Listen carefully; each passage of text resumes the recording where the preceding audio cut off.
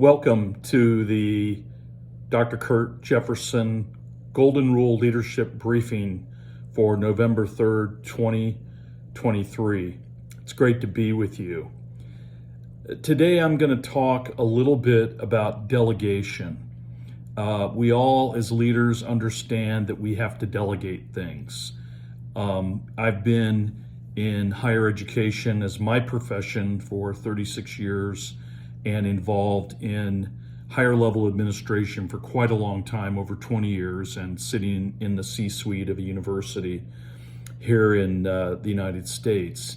And so I understand quite a bit about leadership and even teach in a doctoral program in leadership. So I'm always excited to pass along a few ideas about leadership. And I wanted to jumpstart the Golden Rule Leadership Briefing with this brief video talking a little bit about the concept of delegation.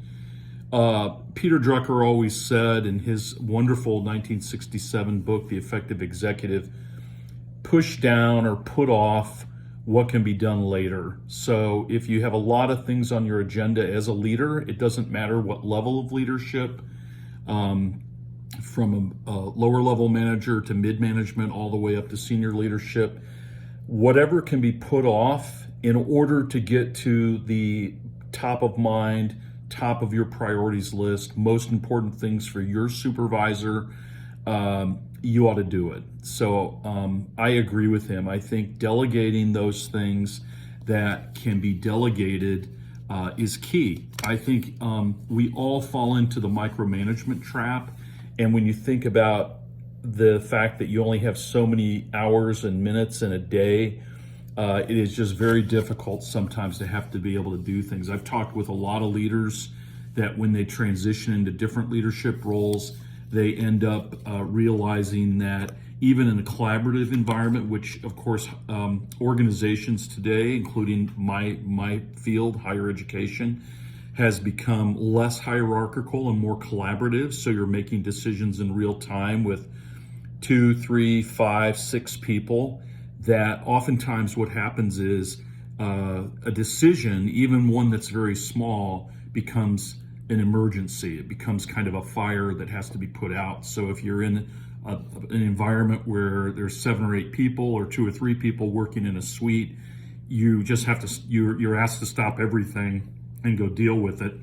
It's hard for leaders who have a lot that they're responsible for to just stop and break their train of thought and break what they're working on. And honestly, as somebody who's an academic dean in my role, I find that oftentimes the only silence I can get is prior to about 8 o'clock, 8:15 in the morning, working from 7 or so or earlier to check up and catch up on email and check email and answer questions of colleagues, etc. Or after 4:30 in the afternoon, and oftentimes it's at night, where you catch up on the work that you weren't able to get done, or if you're writing reports or what have you. So you really need to learn how to delegate. The other thing I would say is keep the focus on a calendar. I love what Peter Drucker says, that if you don't manage your calendar, it will manage you, and others then will control your calendar. Make sure you control the calendar as a leader.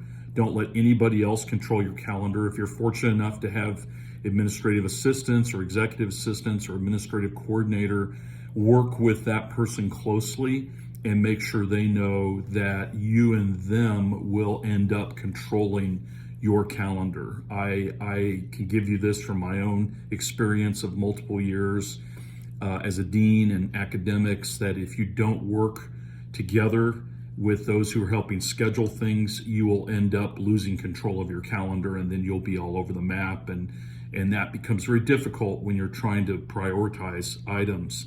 I also believe it's good on not just your own personal agenda and your own personal schedule to have a kind of day-to-day, but also a 3-month, a 6 months, a year out, what kind of things revolve through that are expected of you. And that includes, budgeting, administrative reports, other kinds of things that come quarterly, etc.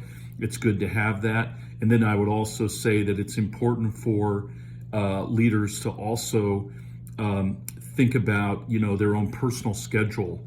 I've heard for years talking with my colleagues in leadership, and I've suffered from this. When you don't actually schedule time away, you end up just living your job, and I still struggle with this because I love my work and what I do, but at the same time, you do have to schedule time. You can't let others just pop in and pop out and continue to be drains on your time. So it's important that you get a handle on understanding this concept of delegation.